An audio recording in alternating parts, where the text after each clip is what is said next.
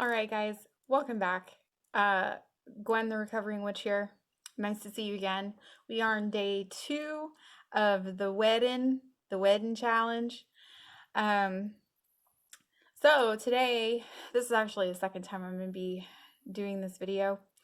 Um, I grabbed another cup of coffee in my head witch cup.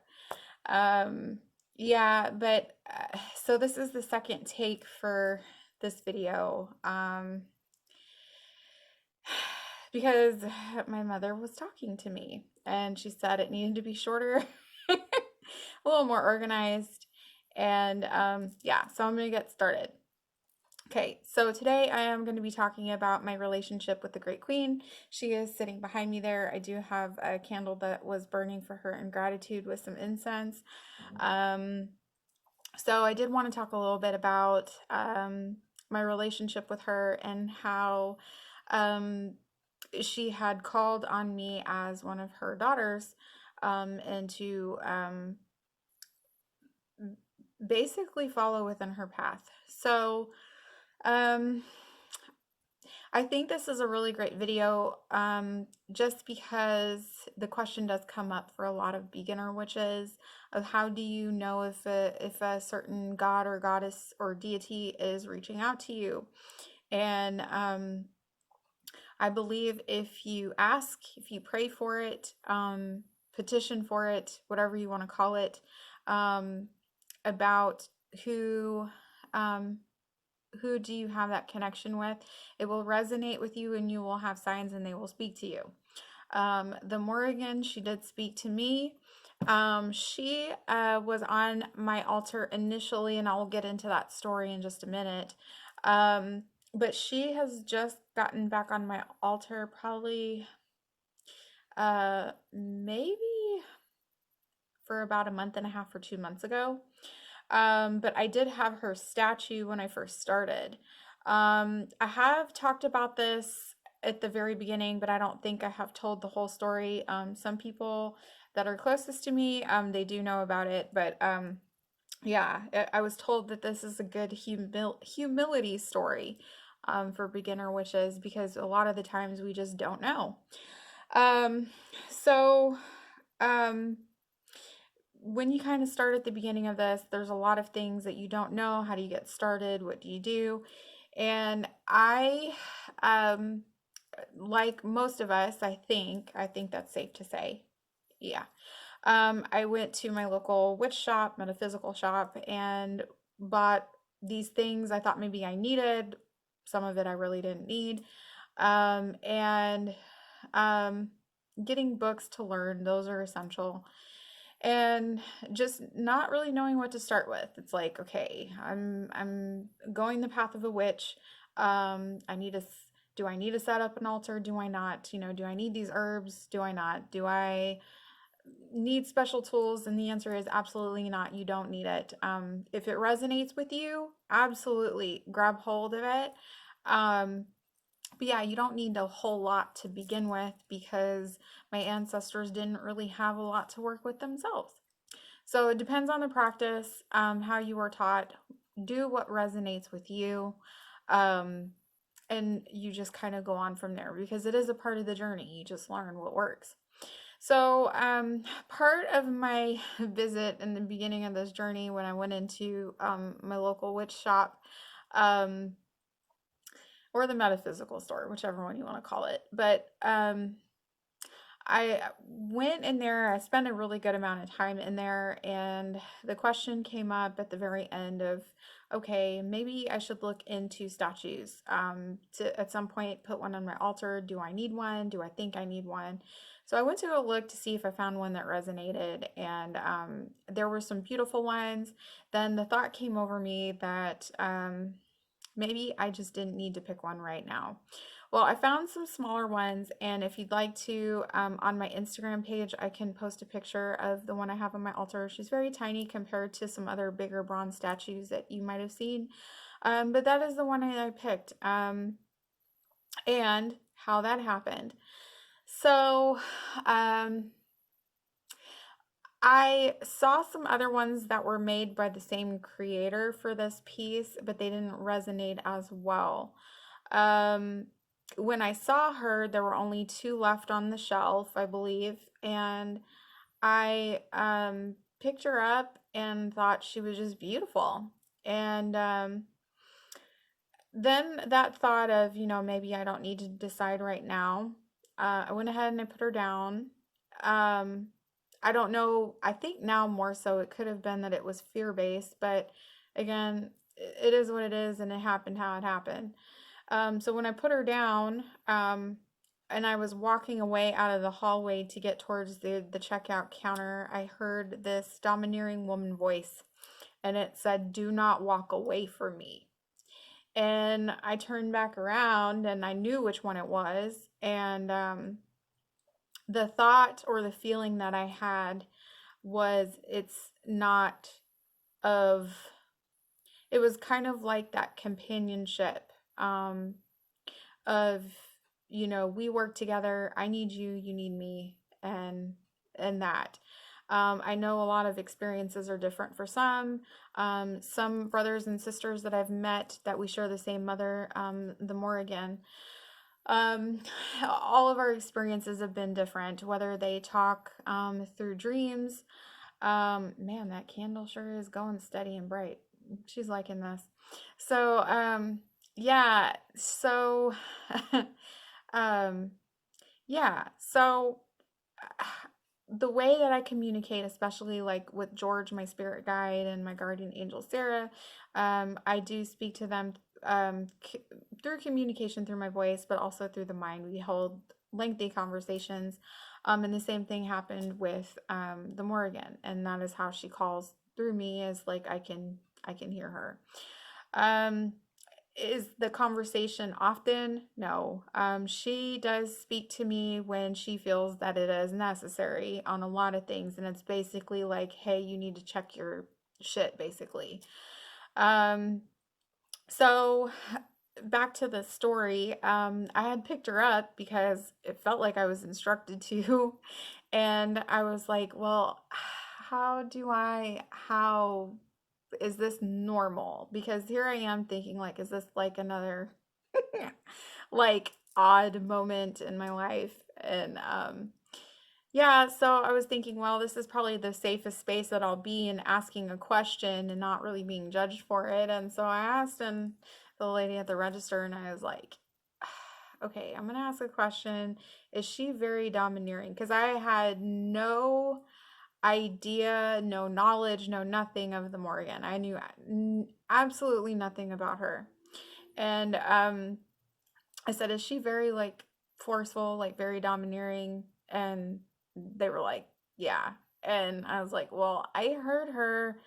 I'm not really sure. Like, I basically said she told me I needed to take her home." And they were like, "Well, you got to follow instructions." So I did. And yeah, so not knowing much about her, not even knowing where to start, I did put her on my altar. It was about a year ago. And sorry, guys, I forgot to put my phone on airplane mode for notifications. So I had her on my altar that I created for maybe a few months. And and I was starting to feel kind of like when you might seen online or other people's experiences with the Morrigan, um, you kind of do have that feeling like you are being watched. That sense of not like, I mean, there's a sense of uneasiness there, but it's like being on your toes, like being on top of your game. And I just felt so uncomfortable because a lot of things were happening at that time. And yeah, so I didn't think one of two ways of it until later on when I did a little more research. So I met my witch group, and this kind of ties into the first video of this challenge. Again, if you have like some uncertainty or you feel a certain way about something, that is something that you should figure out on your own. It is more rewarding on that path. Maybe finding others who share the same deity that maybe you think that you're being called on with. Because I think if I paid attention the first time and followed my path, not that I'm regretful of it, of how things had happened, um, but it's kind of like you didn't have to kind of circle around to figure it out. Like it made the journey a little bit more rewarding on how to put the pieces in together, or you could kind of look at it like as a slap in the face of just being like the deity, the god or goddess, especially my mother, being like, well, if you listened to me the first time, then you wouldn't have to jump all these damn hoops or whatever, and have this experience. But she knows that I am a stubborn ass tough learner. So, yeah. So the Morrigan, from what I have been learning about her, she is the Phantom Queen. She is known for that. The mother of crows. Um, she has been referred to in Morrigu because she does come in various forms. You have Macha, Anu, and Bav. Um, they're the trinity of Mother, Maiden, and Crone. Um, Another thing that I resonated with when I first got into this. So, um, when I kind of let others, I'm just being honest here, because again, it's being brutally honest and being authentic. Opinions from others, I did let that affect me and I shouldn't have. And I see why now, after meditation and the message had become so clear, with meditating with her, she knew she's teaching me how to have a backbone. Okay. Which there's times where I was sitting there, I'm like, I have a backbone, and it's like, no, there's more for you to learn. Okay. So, she is getting me to realize and understand the many facets of myself, and being confronted when I'm in certain situations of things, and not to run in fear. Okay. So, things that you don't want to see, she will bring them to light. And I'm so grateful for that too. Yeah, so around that time where I was just kind of like feeling this, that, and the other, I did kind of like a meditative path working on my own. I called in my guides and I called in my ancestors and I said, hey, look, um, I don't know how I feel about this. Maybe I shouldn't work with her right now or ever. I think it was just a silly mistake in me being naive of maybe going too quick to this, and not really learning everything else before picking a deity. Um, or her picking me. Like I just thought maybe it was something that I had heard on my own or wanted it to be, and it wasn't. And she was really trying to like tell me that. Um, so what else? Yeah, so I had asked for protection from my angels, saints that I had was working with at the time.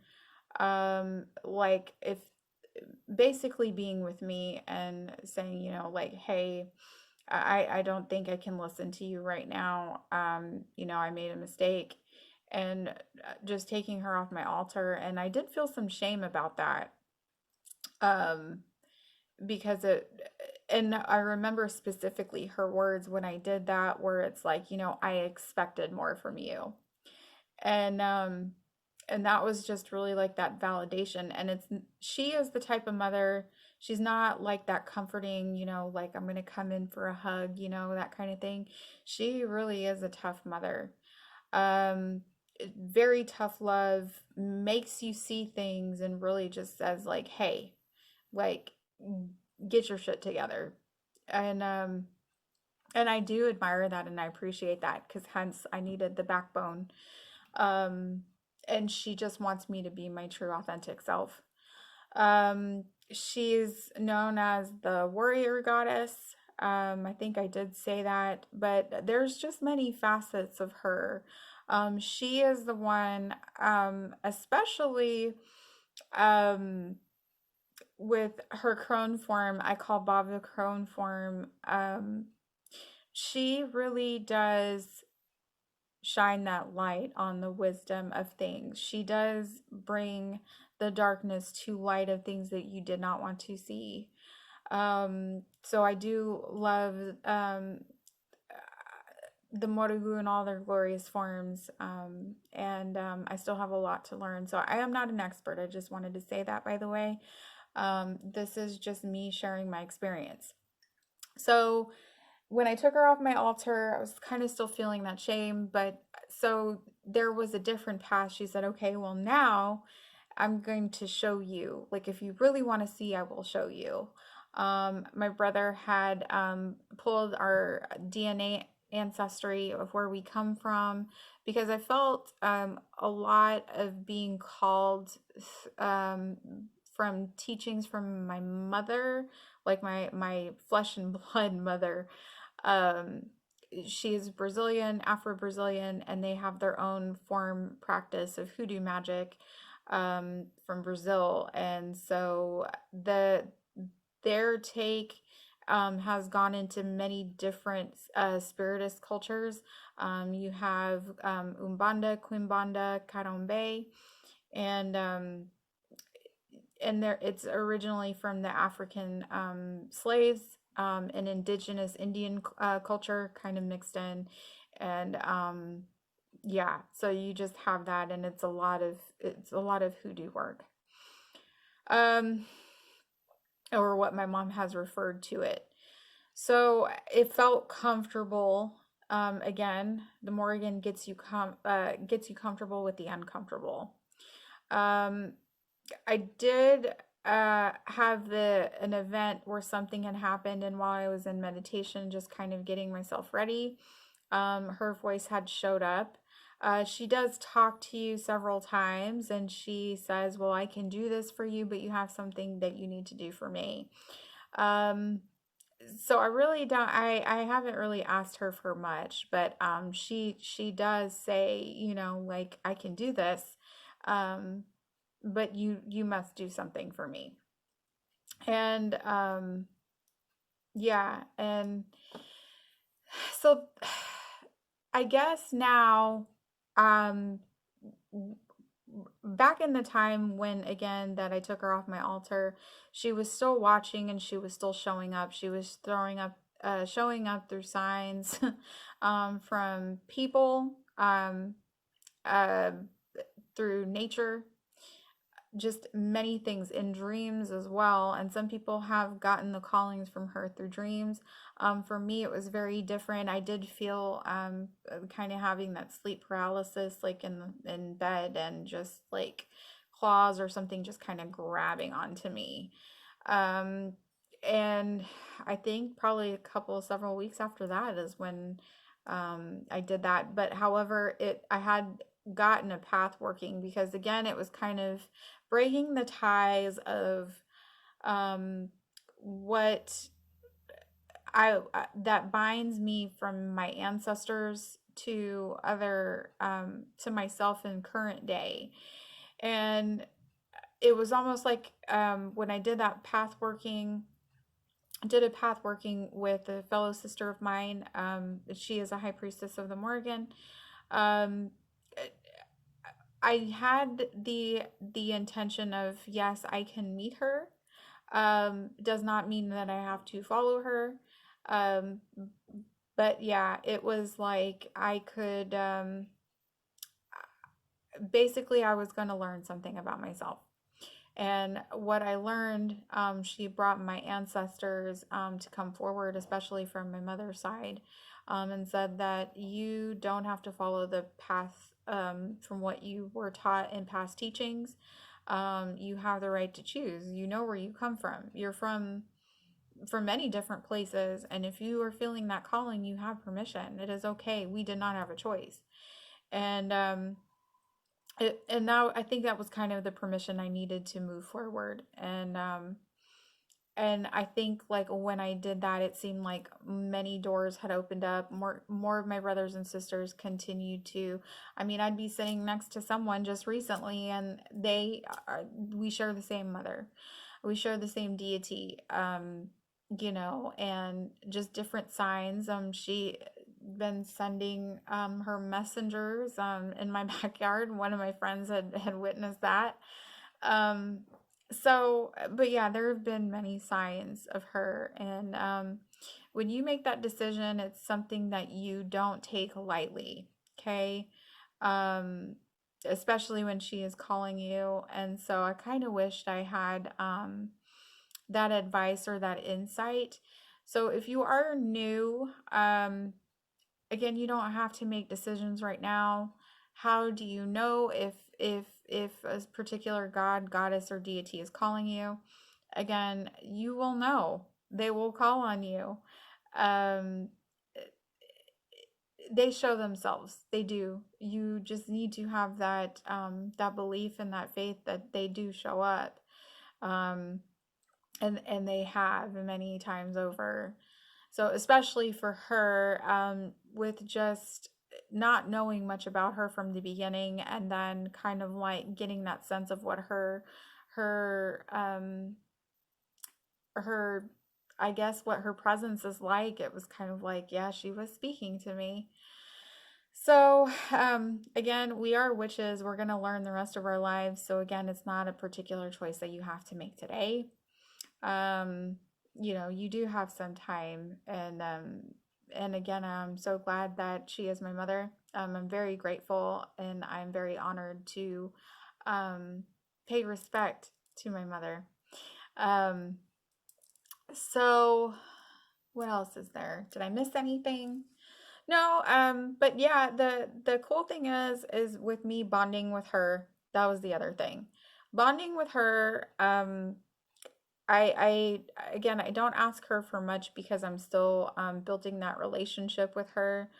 Um, she she basically tells me, like, again, when I need to do something, when she sees fit. Um, Forms of meditation. She's told me about certain offerings that she would like, and I have, especially being a recovering alcoholic. Um, One of her offerings that she would prefer is wine.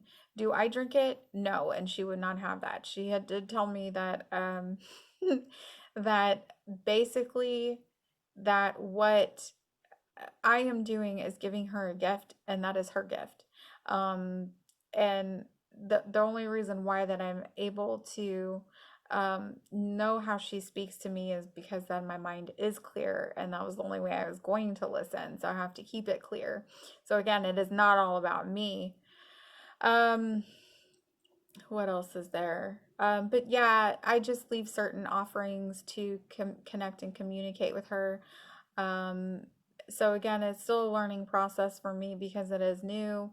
And just really just diving in and learning as much as you can, because there are a few books, there are several people, especially one here on YouTube. Her name is Laura O'Brien. Um, but yeah, there's a plethora of books, but she's actually a good one to start with. I just started reading Celtic Lore and Spellcraft of the Dark Goddess, Invoking the Morrigan, and this is by Stephanie Woodfield, and this has actually been a really great read. Um, but yeah, there are many facets, and I guess my whole point of this video is that if you are feeling called to a particular deity, I would say meditate on that first, and not letting others' opinions of what they believe in that particular deity, let that opinion stay with them, and you follow what's right for you, because it would have saved a lot of time, I guess, on certain things. But I mean, I did enjoy the journey and just being like, oh, okay, that makes sense. Um, so yeah, I would love to hear from you guys, regarding as far as your relationship with your deities, gods or goddesses. A lot of it is personal. Typically, I mean, I probably won't share quite a bit because, again, this is something that is very, I'm still building that relationship. And sometimes there are personal and intimate moments that they would prefer us not to share. But I did meditate on this before filming it. I did it twice. Again, I got it in 25 minutes, but I think she wanted to make sure that what I was saying was pertinent to anybody that was learning and who wanted to learn more about her because there are not enough videos. And she's not just the warrior goddess or just the phantom queen that shapeshifts. There's many facets to her. She is the one that shows about the duality and how to live with certain aspects of yourself on certain things. So, and how to make that cohesive and be one. So, yeah, guys. So I'm gonna go ahead and cut this short. But yes, I'd love to hear from you. And if you'd like to see the picture, I'll post that on Instagram. So please go ahead and like, subscribe, comment, and share. I'm so glad I got to do this challenge for day 2. It's keeping myself accountable. And I will see you tomorrow. Okay. Peace, love, and light to you because you can't have the light without the dark. Bye.